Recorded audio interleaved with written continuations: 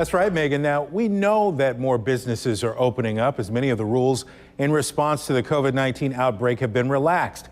But there are still supposed to be guidelines in place at the stores we shop in because the threat of the virus has not gone away. That makes what we saw at a national retailer's Jackson store concerning for some.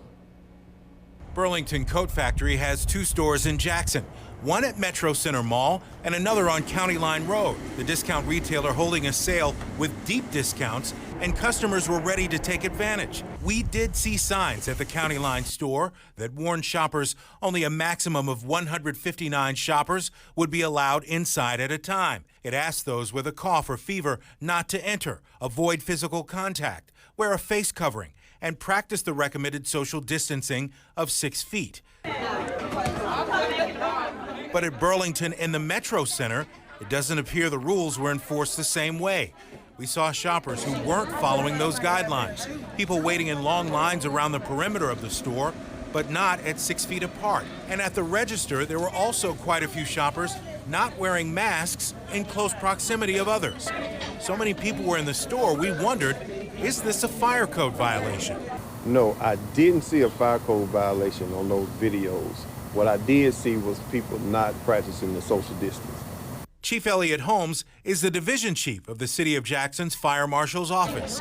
His department issues citations and summons for violations of fire codes if there are violations. It starts with a business being written up.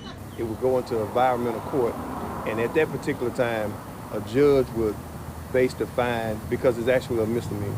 Chief Holmes says social distancing violations are enforced by police, but he says there are things we should keep an eye out for when it comes to the fire code. If there's any obstruction of the exits, where you have a great amount of people and the walkway or entranceway obstructed, that's a great sign of the place might be overcrowded.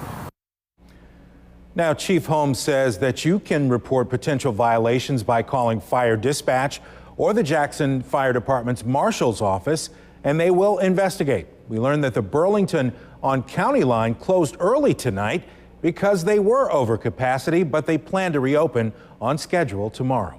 Troy Johnson, 16 WAPT News at 10.